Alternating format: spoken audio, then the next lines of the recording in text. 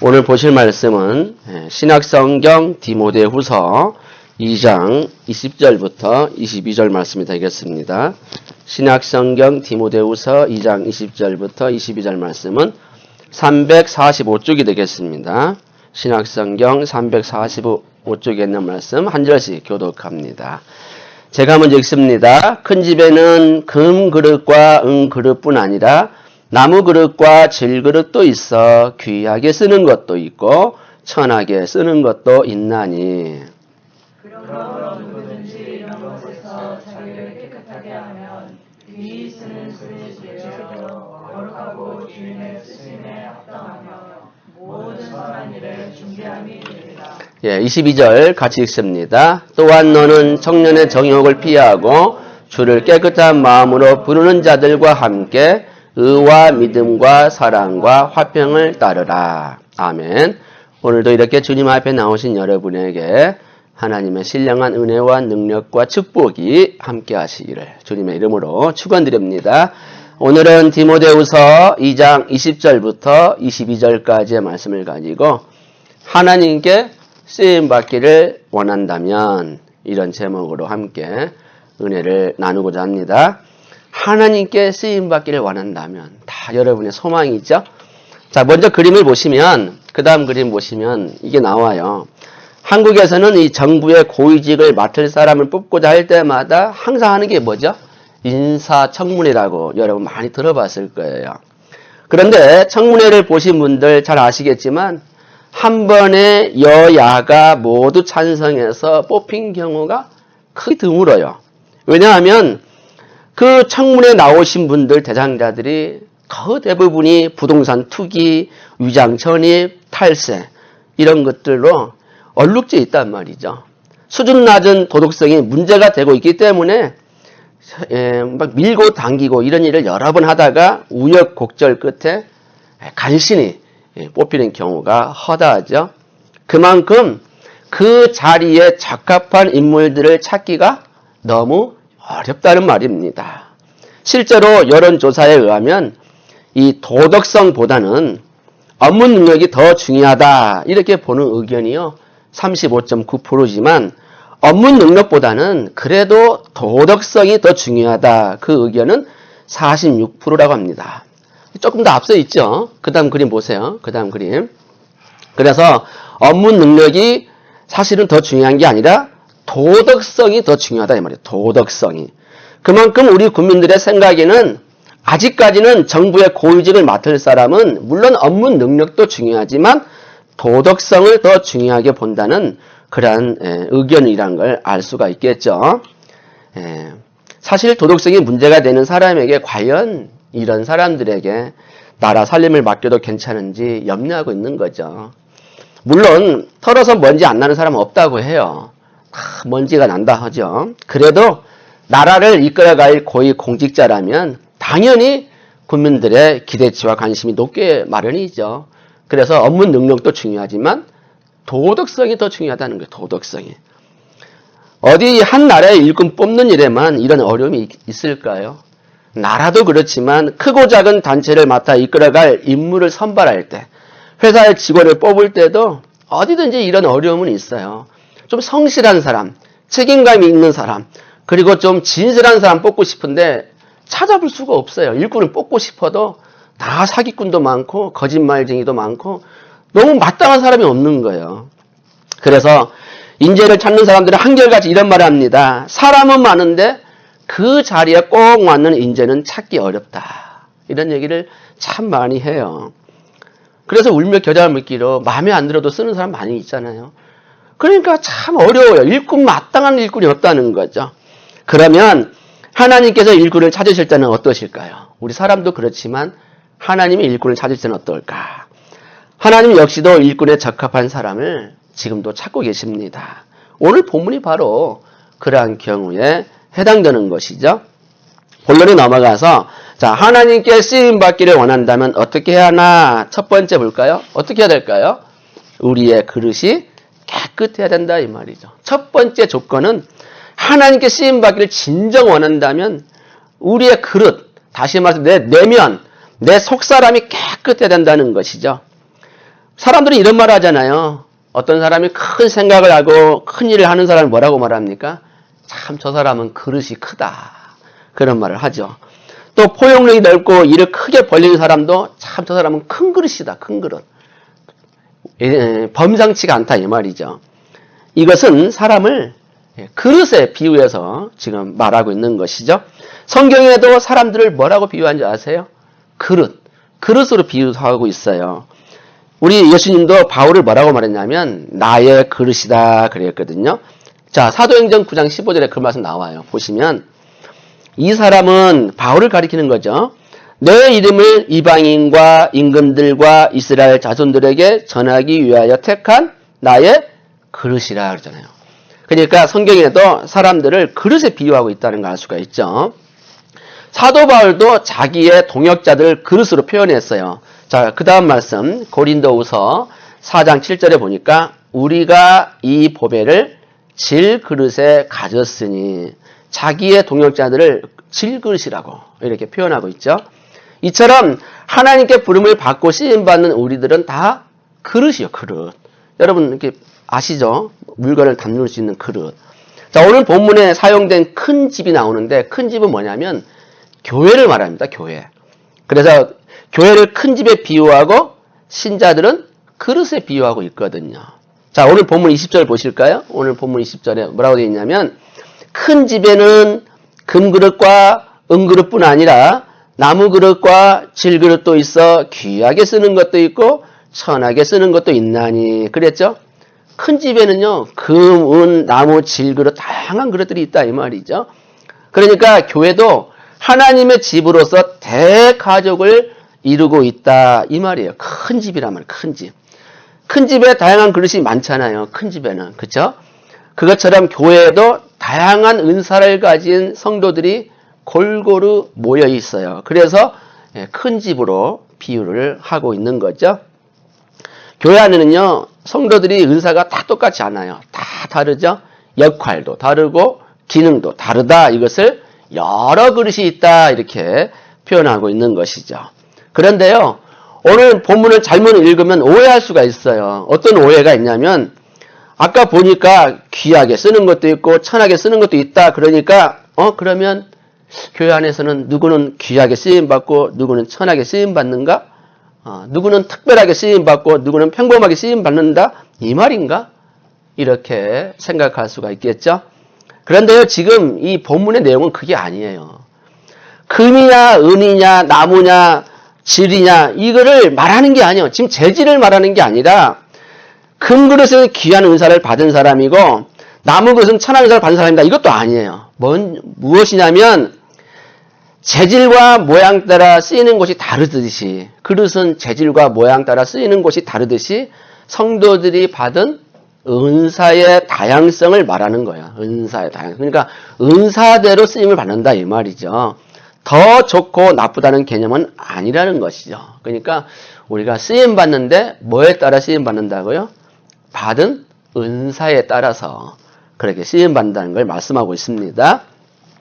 자, 하나님은 토기장이시고 사람은 토기로 비유되는 성경 말씀도 있어요. 하나님은 토기장이 그릇을 만드시는 분, 우리는 토기.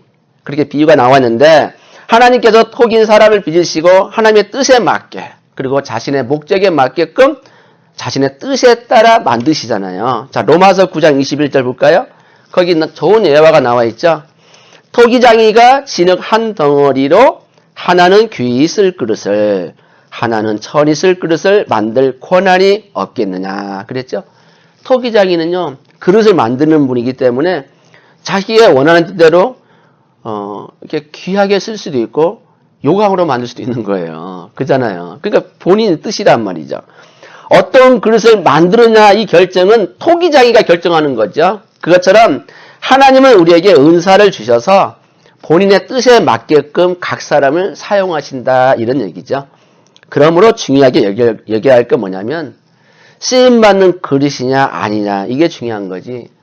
내가 금그릇인가 은그릇인가 나무 그릇인가 질그릇인가 그게 중요하지 않아요. 여러분 혹시라도 서로 이야기할 때 나는 나무 그릇인데 당신은 금그릇 같아. 그런 얘기 하지 마세요. 어떻게 쓰임 받느냐가 중요한 것이 어떤 그릇으로 만들었냐가 중요한 게 아니라는 겁니다. 하나님은 우리를 귀히 쓸 그릇으로, 천히 쓸 그릇으로 만드실 수 있는 주권을 가지고 있어요. 하나님이 원하시는 대로 된다 이 말이죠. 그래서 그릇이요, 자기를 만든 토기장에게 항변할 수가 없잖아요. 자, 로마서 9장 20절 보실까요? 그 다음 말씀 보시면 이 사람아 그랬죠. 이 사람아 네가 누구기에 감히 하나님께 반문하느냐? 지음을 받은 물건이 지은 자에게 어찌 나를 이같이 만들었느냐 말하겠느냐 그랬죠. 나를 왜 이렇게 만들었냐고 말할 수 없다는 거죠. 그릇이 어떻게 항변할 수가 있어요? 감히. 그죠? 하나님께 말할 수 없는 거죠. 이 말은 뭐냐면 토기장이가 토기를 만들다가 마음에 들지 않으면 토기를 깨뜨린 경우도 있잖아요. 도자기 만든 사람 보면은 우리가 볼 때는 가치가 있는데 그분들이 볼 때는 가치가 없기 때문에 깨뜨리더라고요. 그것처럼 우리 인생도 전적으로 하나님의 주권에 달려있다. 이것을 지금 말씀하고 있는 것이죠. 그리고 하나님이 만드신 그 목적 따라서 우리를 사용하고 있는 겁니다. 지금 여러분과 저도 하나님의 목적에 따라서 지금 쓰임받고 있는 거예요. 자, 성경에도 다양하게 쓰임받은 사람들 많이 등장하죠. 자, 첫 번째 누굴까요? 복의 근원으로 하나님이 만민에게 복을 주시려고 부르신 사람. 아브라함. 아브라함도 귀하게 쓰임받았죠. 그래서 복의 통로로 존귀하게 쓰임받았어요. 또 한 사람 있어요. 하나님께서 애굽에서 노예 생활을 하는 히브리 민족을 선택하셔가지고 출애굽시켜서 구원의 역사를 일으키는 일을 그 지도자로 세운 모세가 있지 않습니까? 모세도 크게 쓰였죠. 그리고 그 뒤에 가나안 땅에 들어가서 정복하고 정착하는 일에 누가 쓰임받았어요? 여호수아. 그 다음에 하나님이 이스라엘 나라를 견고하게 세우는데 또 누구를 세웠냐면 다윗을 부르시고 준비시켜서 귀하게 쓰셨죠. 그리고 신학시대에 와서도 교회를 세우시고 하나님 나라를 확장하는 일에 누구를 썼냐면 베드로를 비롯한 11제자. 가룟 유다 빼고 11제자를 귀하게 쓰셨어요. 그리고 복음을 변증하고 세계 선교의 문을 열었던 바울까지. 그 외에도 다양한 사람들이 쓰임받았어요. 그런가 하면 오히려 쓰임받지 못하고 버림받은 사람도 있어요. 성경에 보니까. 최초로 범죄에서 동산에서 쫓겨난 아담과 하와. 귀하게 쓰임받은 건 아니죠. 예배를 잘못 드리고 동생을 시기해서 살인했던 그 큰아들 가인. 이 사람도 역시 버림받은 거죠. 출애굽의 여정에서 모세에게 반역하면서 그 고라가 일당들과 함께 모세를 반역했던 고라의 무리들. 결국 지진이 나서 땅속에 삼킴을 받고 죽지 않았습니까? 그리고 통일왕국 이스라엘을 하나님께 쓰임받게 한 것까지는 좋은데 나중에 우상숭배 때문에 나라를 분리시켰던 솔로몬, 그 아들 르호보암, 그리고 산당을 짓고 우상숭배를 크게 확장시켰던 북이스라엘의 첫째 왕 여로보암도 천하게 쓰임받았죠. 그 중에서도 가장 천하게 쓰임받은 사람이 누군지 아세요? 성경에 나온 사람 중에 가장 천하게 쓰임받은 사람은 예수님을 팔아먹은 가룟 유다죠. 예수님이 뭐라고 그랬어요? 차라리 가룟 유다는 태어나지 않았으면 좋았을 것을. 그렇게까지 말씀을 했어요. 자, 지금 예화를 여러 사람 들었는데 우리는 어떤 사람이 돼야 마땅합니까? 정말 성경에는 제가 말씀드리는 사람 외에도 얼마나 많은 사람이 귀하게 쓰임받은 사람이 있는가 하면 천하게 쓰임받거나 버림을 받은 사람이 많다는 거죠. 이처럼 하나님은 지금도 귀하게 쓰임받기를 원하고 있어요. 그런데 쓰임받기 원한다고 해서 다 쓰임받는 게 아니죠. 우리가 준비가 돼야 돼요. 준비가. 하나님 앞에 쓰임받을 만한 준비가 돼야 돼요. 여러분 설거지 하시잖아요. 설거지할 때 그릇이 더러운 걸 같이 다시 더 꺼내서 밥 담고 먹는 사람 봤어요? 설거지 안 하는데 설거지 통에 있는 더러운 물이 있는데 그걸 설거지도 안 하고 꺼내서 밥 담아서 먹는 사람이 있어요? 없어요? 없어요. 그것처럼 우리가 그렇게 더러워져 있으면 쓸 수가 없어요. 그러니까 여러분 싱크대에 있는 그릇을 생각하면 돼요. 비록 싱크대 속에 들어있는 더러운 물이라 할지라도 깨끗이 씻으면 그러면 싱크대에 나와서 깨끗한 그릇이 되면 거기에 밥을 담아 먹을 수가 있는 거죠. 하나님이 우리에게 밥을 주고 싶어도 우리 그릇이 깨끗하지 못하면 담을 수가 없어요. 또 그런 거 담아줘도 못 먹어요. 그런 밥은. 그러니까 혹시라도 여러분 누구 때문에 교회 가기 싫다 또는 누구를 만나서 은혜 받은 것을 다 쏟고 말았다. 이런 사람이 되지 말라는 거죠. 은혜를 끼치는 사람이 되라는 거죠. 야, 난 누구를 생각하면 교회 가고 싶어. 정말 내가 그 사람만 만나면 내 은혜가 더 많은 이렇게 풍성해지는 걸 느껴.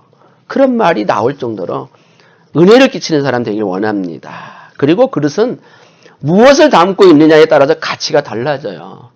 아무리 금그릇이라도 거기에 독이 들어있으면 뭐가 돼요? 사람 죽이는 독그릇이 되는 거예요. 그거 마시면 죽는 거 아닙니까? 근데 아무리 천하다 할지라도 나무로 만들었던 질그릇으로 만들었던 거기에 보약을 담으면 무슨 그릇이 돼요? 그거는 금그릇보다 더 귀한 보약 그릇이 되는 거죠. 그러니까 그릇의 재질이 중요한 게 아니라 그 속에 뭐가 담겨 있느냐가 중요한 거예요. 첫 번째는 깨끗한 그릇. 두 번째는 뭐가 담겨 있느냐에 따라서 쓰임이 다르게 받는다 이 말이죠. 그러니까 여러분은 뭘 담아야 돼요? 예수님의 복음의 말씀이 들어있어야죠. 그 안에 악독이 나오면 안 돼요. 악독을 담고 있으면 악독밖에 안 나와요. 여러분이 그릇인데 그 안에 성령의 은혜가 가득하면 성령의 은혜만 나오게 되는데 악독만 가득하면 악독만 나오게 돼 있어요. 여러분이 금그릇으로 만들었다 할지라도 그 속에 담겨 있는 것이 독밖에 안 나오면 독밖에 안 나오는 거죠. 그러니까 여러분들 성령 충만하게 원합니다. 바울은 분명히 보배를 그릇에 담았다고 말하지 않습니까? 질그릇이라 하지만 바로 보배를 담았다고 그러죠. 보배. 여러분은 나의 질그릇이지만 보배를 담았다고 하지 않습니까? 여러분도 비록 질그릇으로 만들 수 있어요. 그래도 보배를 담아야 되지 않습니까? 하나님의 말씀으로 담겨져 있어야 되겠죠. 그러니까 이렇게 쓰임 받으려면 어떻게 되는가? 중요한 건 아까 뭐라 그랬어요? 그릇에 있어서 제일 중요한 게 뭐죠? 깨끗해야 된다는 거예요. 깔끔해야 돼요. 여러분 설거지통에 있는 그릇 펑펑으로 깨끗이 가서 뽀득뽀득 나올 정도로 빛이 날 정도로 깨끗해야 돼요. 그래야 거기에 밥을 담아 먹는 거지 설거지통에서 설거지도 안 한 걸 꺼내서 먹는 사람 절대 없잖아요. 그것처럼 깨끗해야 돼요. 자, 21절 보실까요? 오늘 본문 21절. 거기 보시면 그러므로 누구든지 이런 것에서 자기를 깨끗하게 하면 귀히 쓰는 그릇이 되어 거룩하고 주인의 쓰심에 합당하며 모든 선한 일에 준비함이 되리라. 자, 깨끗함이 되는 가장 중요한 것이 전제 조건이잖아요. 깨끗함. 그래서 첫째는 깨끗해야 되는데 그렇게 되면 어떤 그릇이 된다고요? 귀히 쓰는 그릇이 되어서 하나님 보실 때 거룩하고 하나님 쓰심에 합당하고 하나님이 쓰고자 하는 선한 일에 준비하는 그릇이 된다는 거예요. 준비된 그릇. 제가 예전에 지금 자꾸 하신 대통령이지만 그분이 늘 하는 말 지금도 저는 잊지를 않아요. 준비된 대통령이라고 하길래 그래. 준비된 대통령 그 말 너무 좋더라고요. 너무 좋아요. 하나님 보실 때 준비됐는지는 모르겠지만 일단 그 말 자체는 좋더라고요. 준비된 대통령. 여러분도 준비된 그릇이 돼야 되지 않겠어요? 하나님이 쓰고자 하는데 준비가 안 되면 못 쓴다는 겁니다. 그러면 여기서 이런 것 나오잖아요. 이런 것. 이런 것이 뭘까요? 이런 것. 이런 것에서 자기를 깨끗하게 하면 이런 것이 뭘까요? 그거는 거짓 교사들의 행위나 가르침을 말하는 거예요. 그 앞에 보면은 그 당시에 교회 혼란을 가져왔던 영지주의 이단 사상이 있었어요. 그런 사상들이 만연되어 있었기 때문에 그런 이단 사상에서 자기를 깨끗하게 하라 이 말이에요. 지금 한국에는 신천지가 아주 극성을 부리고 있잖아요. 예전에는 하나님의 교회, 그 예전에는 통일교 말할 것도 없어요. 뭐 정명석 싫어해가지고 박옥수 싫어해가지고 말도 못해요. 많은 이단들이 지금 목사 이름으로 지금 가짜 노릇하고 있는 거예요 지금. 자기가 보혜사라고 하질 않는가, 자기는 죽지 않는다고 이런 말들로 현혹시키고 있어요. 그런 거짓 교사들의 행위나 가르침에서 벗어나라 이 말이에요. 벗어나라고. 이단의 말씀에 속지 말라는 거죠. 그게 자기를 깨끗하게 하는 것이죠. 그래야 쓰임 받는다는 겁니다. 그러면 하나님이 쓰기에 거룩한 그릇이 되고 그 다음에 하나님이 쓰심에 합당하게 되고 하나님이 쓰고자 할 때 언제든지 꺼내 쓸 수가 있어요. 여러분이 깨끗한 그릇이 되어 있으면 하나님이 필요할 때 꺼내 쓸 수가 있어요. 그런데 설거지 통에 들어있으면 하기 싫은 거예요. 여러분 설거지 해보시면 알잖아요. 그거 새 그릇 꺼내고 싶어요? 아니면 설거지 한 걸 빨리 해가지고 꺼내고 싶겠어요? 기왕이면 싱크대에 있는 깨끗한 그릇 꺼내고 싶잖아요. 그런 마음. 교회 일꾼이 되려면 첫째는 자기를 깨끗하게 해야 돼요. 여러분은 얼마나 깨끗하십니까? 아무리 재능이 많아도 아무리 유능해도요. 경건 연습을 통해서 자기를 깨끗하게 하지 않으면 하나님이 쓰고 싶어도 쓸 수가 없다는 겁니다. 그래서 하나님 일꾼의 자격의 첫 번째는 나를 깨끗하게 하라. 이단에게 속지 않고 말씀대로 살게. 늘 주님을 바라보고 십자가만 바라보고 하나님의 은혜만 사모하고 하나님의 뜻만을 생각하고 그렇게 살라는 거예요. 그게 바로 깨끗하게 되는 것이죠. 하나님은 지금도 깨끗한 그릇만 골라서 쓰신다는 걸 깨달으시기 원합니다. 자, 두 번째는 뭘까요? 두 번째, 하나님께 쓰임받기를 원한다면 청년의 정욕을 피해야 한다 이 말이에요. 청년의 정욕. 아니 그냥 남녀노소의 정욕이라 하면 될 텐데 왜 청년으로 한정을 했을까요? 청년은요 모든 게요 혈기가 왕성하잖아요. 그죠? 그래서 여러 가지 하고 싶은 거 많아요. 청년 때가 되면요 물불을 가리지 않아요. 이런 말도 하잖아요. 돌을 씹어도 다 소화가 된다고 할 정도로 이 혈기가 왕성한 청년 때는요 하여간 불굴의 의지가 있어요. 하고자 하면 끝까지 하는 사람들이 보통 청년들이죠. 그래서 청년의 정욕을 피하라는 거예요. 그러면 정욕이 뭘까요? 여러 가지 있지만 첫 번째는 성적인 욕망을 말하는 거예요. 성적인 욕망. 그리고 지나친 식욕, 지식욕, 명예욕 이런 것들을 지금 말하는 것이거든요. 이런 것들을 과감하게 피하라 이 말이에요. 왜요? 죄를 짓는 자리에서 도망하는 길 외에는 방법이 없다는 거죠. 여러분 청년들의 정욕은요 피하지 않으면 죄를 짓기 십상이죠. 그래서 청년들이 빠지기 쉬운 첫 번째 성적인 유혹은 과감하게 피하라고 했어요. 과감하게. 자, 고린도전서 6장 18절에도 음행을 피하라 그랬거든요. 음행을 막아서라 이렇게 하신 적이 없어요. 음행 문제만큼은 피하라고 그랬어요. 무슨 얘기죠? 그 자리를 떠나라는 것이죠.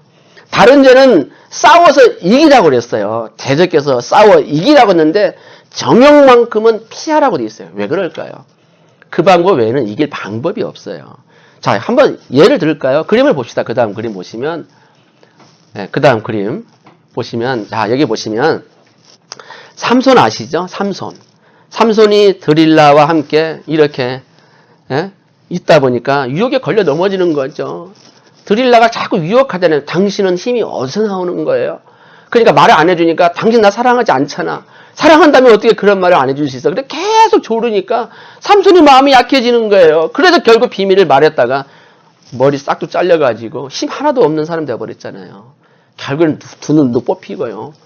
소처럼 이런 거 큰 거 이거 돌리다가 결국 마지막 하나님이 소원 한번 들어줘서 그때 영광 돌린 것밖에 없지 비참하게 죽은 사람이에요. 비참하게. 이 자리를 피했다면 이런 일이 생길겠어요? 이런 자리를 피했다면?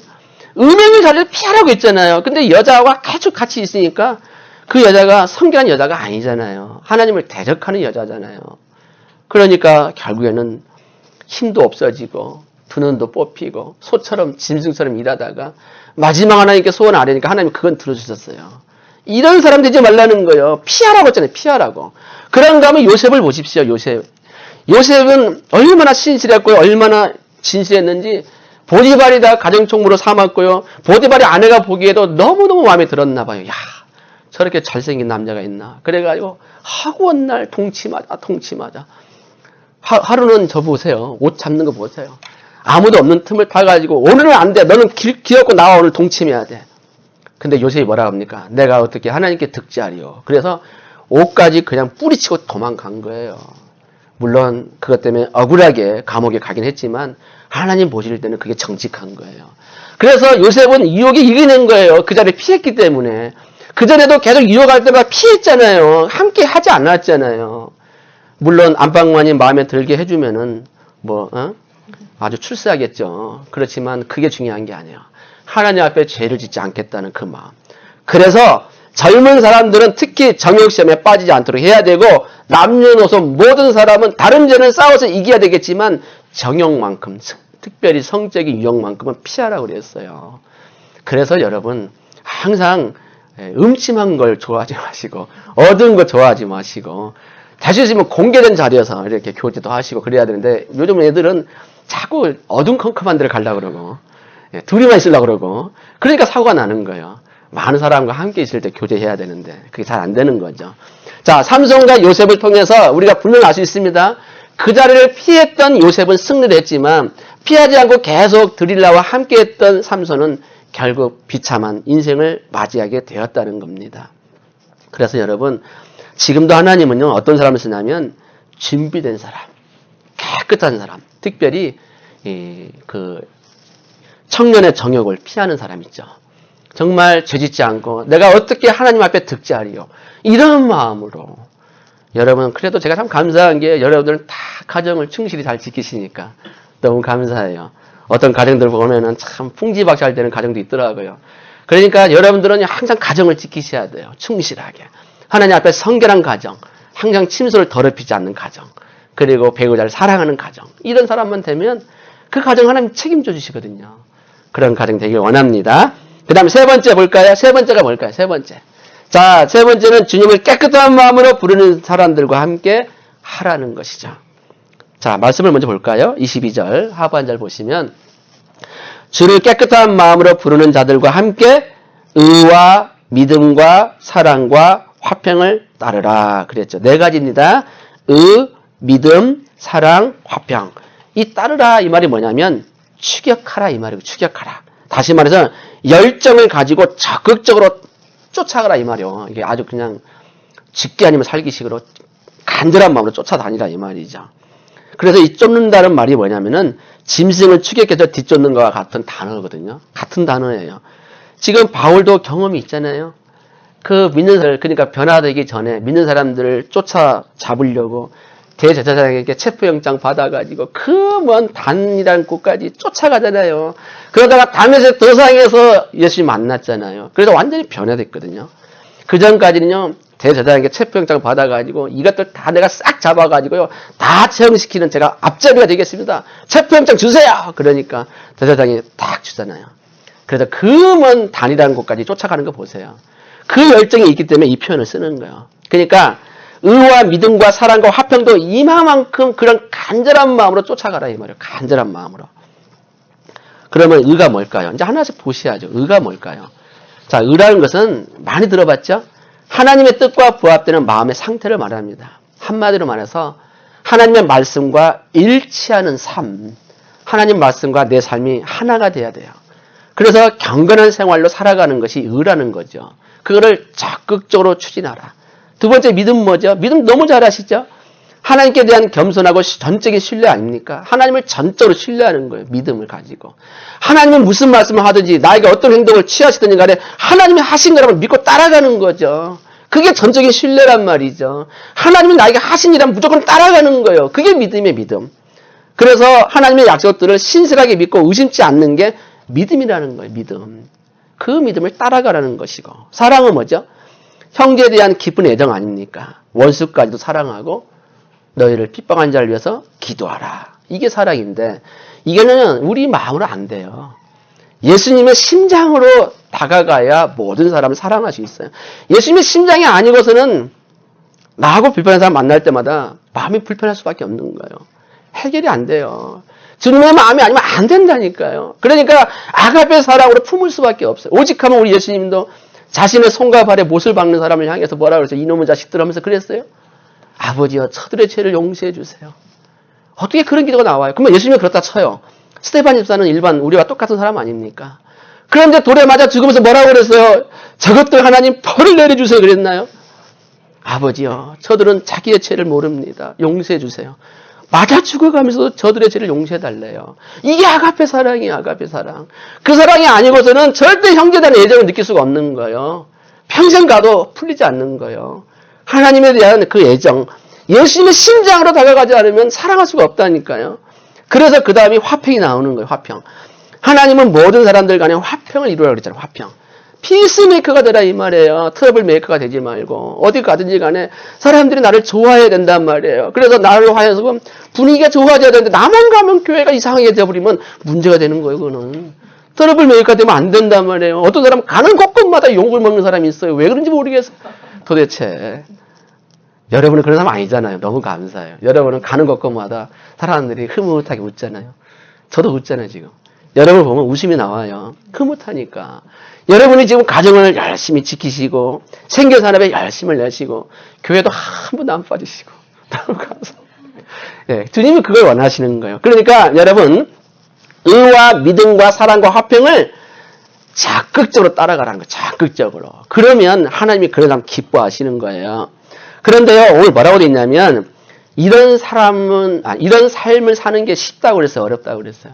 어려워요. 그러니까 주님을 깨끗한 마음으로 부르는 사람들 있죠. 그러니까 주님을 온전히 사랑하는 사람들과 함께 하라고 저는 함께 하라고. 혼자서 하면 힘들어요. 혼자 하면. 유혹이 얼마나 많은지 몰라요. 자꾸 타락하게 만드는 유혹이 많으니까 깨끗한 마음을 가진 사람. 그러니까 불의에서 떠나고 자기를 깨끗하게 한 사람들과 함께 하라는 거예요. 그러면 서로 힘을 받아요. 그러니까 여러분 이 같은 지체끼리는 서로 가까이 하셔야 돼요. 그러면 힘을 받지 않습니까? 그런 사람들이라는 거, 그런 사람은 홀로 서지 마시고 주님은 그걸 알기 때문에 혼자서는 어렵다는 걸 아시기 때문에 그래서 주를 깨끗한 마음으로 부르는 자들과 함께 하라 이렇게 있잖아요. 홀로 서지 말고 여러분 지체들 같이 정말 형제간의 우애처럼 느끼시라 이 말이에요. 그래서 힘들 때 서로 아우르면서 함께 힘을 모으라는 거예요. 그래야 믿음 생활을 유지할 수가 있는 거거든요. 여러분 잘 때 사단을 쫓는 사람하고 함께 하지 마시고 주님을 쫓는 사람은 함께 하시기 원합니다. 예, 그 다음에 이제 말씀 맺습니다. 여러분 오늘 본문이 주는 결론이 뭡니까? 자, 왜 웃으십니까? 아멘 했는데 뭐가 웃어요? 당연한 거죠. 자, 그 다음에 결론 봅시다. 깨끗한 그릇이 되자는 거, 깨끗한 그릇. 이게 오늘 결론이에요. 그래야 하나님께 쓰임받는 사람이 되는 거죠. 깨끗한 그릇이 되기 위해서는요, 정욕을 피하세요.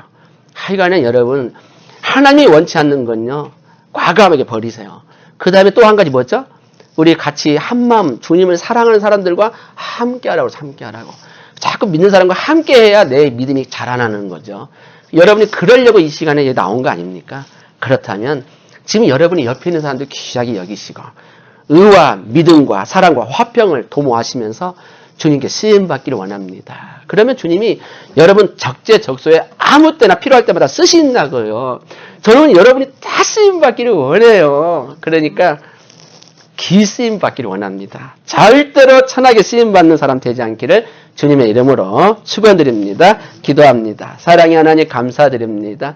오늘도 이 시간에 저희들 붙들어 주셔서 깨끗한 그릇 되기를 간절히 소원합니다. 하나님 쓰시기에 합당한 그릇 되기를 원합니다.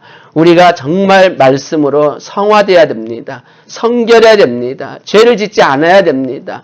오로지 주님의 뜻대로 살아야 됩니다. 그래야만이 우리의 그릇이 깨끗한 그릇이 되오니 우리가 정욕대로 살지 않게 도와주시고 세상 사람들에게 지탄을 받을 만한 일을 하지 않게 도와주시고 정말 우리가 더러운 일들을 하지 않기를 간절히 소원합니다. 항상 깨끗하고 성결한 일들을 추구하게 도와주시기를 원합니다. 그래서 깨끗한 그릇이 되어서 하나님께 귀히 쓰임받는 모든 분들 되게 하여 주옵소서. 아브라함같이 쓰임받고 모세처럼 여호수아처럼 다윗처럼 에스더처럼 쓰임받는 모든 분들 되게 하여 주옵소서. 감사드리고 사랑이 많으신 예수님의 이름으로 기도합니다. 아멘.